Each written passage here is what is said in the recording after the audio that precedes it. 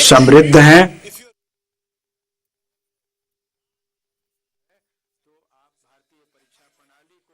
खरीद सकते हैं। और ये वही भावना है। बड़ा साधारण सवाल माननीय मंत्री जी से पूछना चाहता हूं कि पहला सवाल,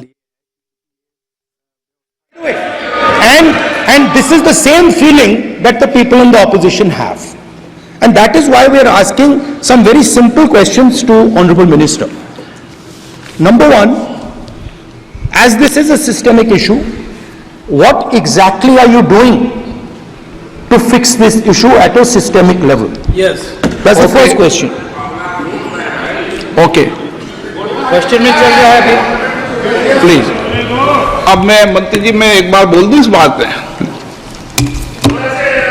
चलो मंत्री जी आप शॉर्ट में जवाब दो, फिर मैं बोल ही देता हूं। आज आप शॉर्ट में जवाब देना प्लीज। अध्यक्ष महोदय, मेरे जो शिक्षा है, मेरे जो संस्कार है, मेरे जो सामाजिक जीवन है, मेरे को मेरे राज्य की, मेरे सूबे की जनता की स्वीकृति मिली है। मैं किसी की, मेरे बौद्धिक और मेरे संस्कार की सर्टिफिकेट मेरे को सारी सदन में किसी से नहीं चाहिए।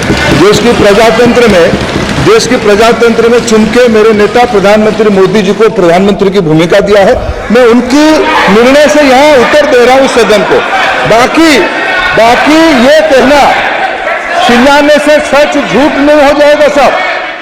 ये जो कहा गया देश की अभी की एग्जामिनेशन सिस्टम रबिश है सर, इससे दुर्भाग्यजनक बयान देश के नेता प्रतिपक्ष का कुछ नहीं हो सकता है सर। मैं कठोर शब्द से इसको निंदा करता हूं। बाकी रहा, मैं सर आपके सामने, आपके माध्यम से देश के सामने सर एक तथ्य रखता हूं सर। जिन्होंने रिमोट से सरकारें चलाई है, 2010 में 3 बिल आया था सर शिक्षा सुधार के लिए। उन्हीं की पार्टी के नेता आदरणीय कपिल सिब्बल साहब 3 बिल लाए थे। उसमें से एक बिल था एजुकेशन, उसमें एक बिल था prohibition of unfair practice bill 2010, जिसके उद्देश्य एजुकेशन इंस्टीट्यूशन में माल प्रैक्टिस को बंद करना। सर मेरे सरकार की हिम्मत है, अभी हमने पब्लिक एग्जामिनेशन की रेगुलरिटीज में बिल लाए, कानून बनाए। क्या मजबूरी था कांग्रेस पार्टी की, क्या मजबूरी था नेता प्रतिपक्ष की? उन्होंने उस बिल को उल्टा किया, किसकी दबाव में उल्टा किया? क्या निजी मेडिकल कॉलेज की दबाव में, उनकी घूसखोरी की दबाव में उन्होंने उस बिल को उल्टा किया था? सच सुनने की सामने है ये।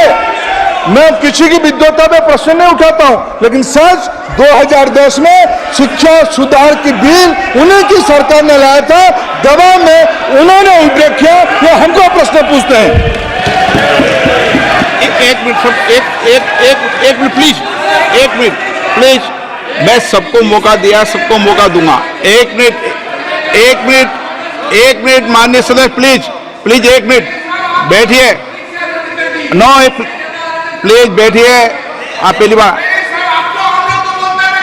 हाँ 1 minute.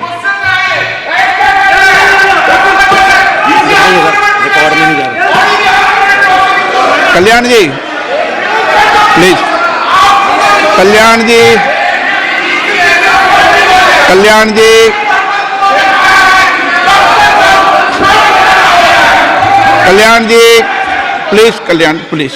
Please 1 minute please. 1 minute सबको मौका दूंगा। 1 मिनट प्लीज। 1 मिनट।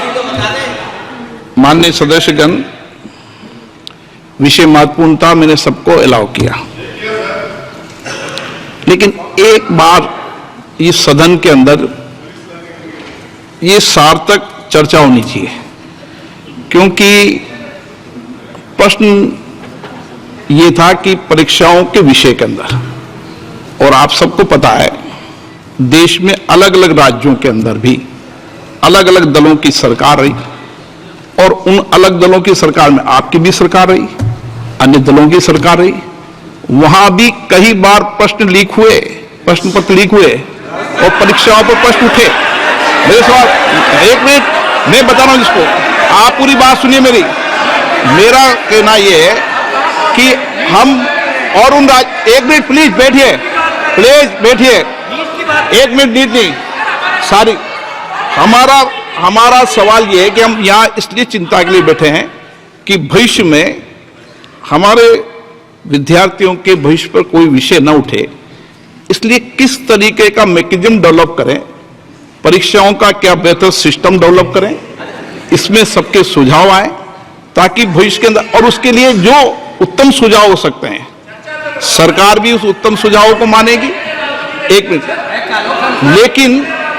लेकिन हम अगर सारे परीक्षाओं पर सवाल उठाएंगे तो कई राज्यों में कई दलों की सरकार है जो परीक्षाएं आयोजित करती रहती है।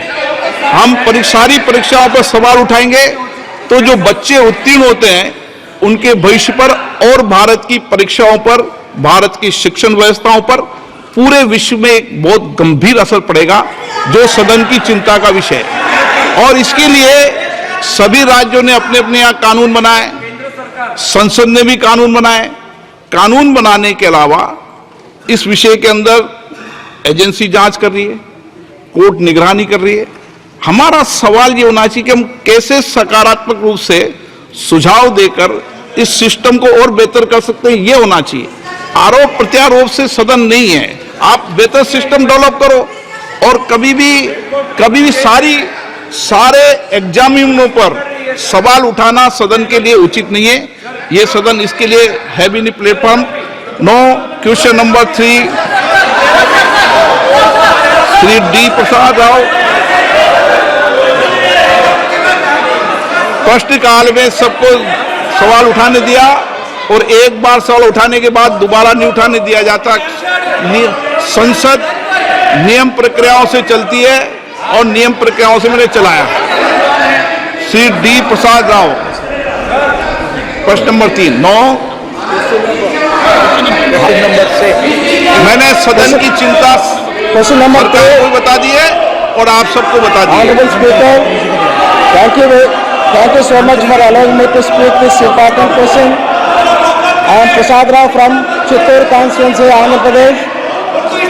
Our beloved Honorable CM Chandrababu Naidu Garu has requested substantial financial support from the center to help reconstruct and rebuild the Andhra Pradesh. 1 minute please माननीय, आप प्रश्न संख्या 3 है, पहले बोलो प्रश्न संख्या 3। Question number 3. माननीय मंत्री जी, कोई दिक्कत नहीं, सब सीधे पहली बार आए। अब माननीय प्रश्न पूछें प्लीज सदस्य। Thank you very much for allowing me to speak this very important question, Honorable Speaker. This is Prasad Rao from Chittoor constituency, Andhra Pradesh. Our beloved Honorable CM Chandrababu Naidu Garu has requested substantial financial support from the center to help reconstruct and rebuild the Andhra Pradesh, which is facing acute financial challenges, stalled infrastructure projects. In this context, Honorable Speaker, I would like to know from the Honorable Minister about the centrally sponsored schemes and the projects that have been stopped or discontinued in the state of Andhra Pradesh, along with the reasons for the same. The current state of the stalled or delayed schemes in the state and the reasons behind the halting or slowdown of these projects. And the reply given to the question, the utilized certificate was not furnished. It was a general reply. I request Honorable Speaker to furnish the utilization certificate for the funds allotted to the Andhra Pradesh for the last 5 years. Thank you very much. माननीय मंत्री जी। अध्यक्ष महोदय, माननीय सदस्य ने जो ये बताया है कि माननीय मुख्यमंत्री जी आए थे, मैं उनको बताना चाहता हूं कि इस आशय का पत्र माननीय मुख्यमंत्री जी ने भारत सरकार को प्रस्तुत किया है, और भारत सरकार की इस प्रकार के सभी अनुरोधों का परीक्षण कराने के बाद ही नियमानुसार कार्रवाई करती है, तथा आंध्र प्रदेश के भी अनुरोध का भी इसी प्रकार से समुचित परीक्षण करके निर्णय परीक्षण किया जाएगा।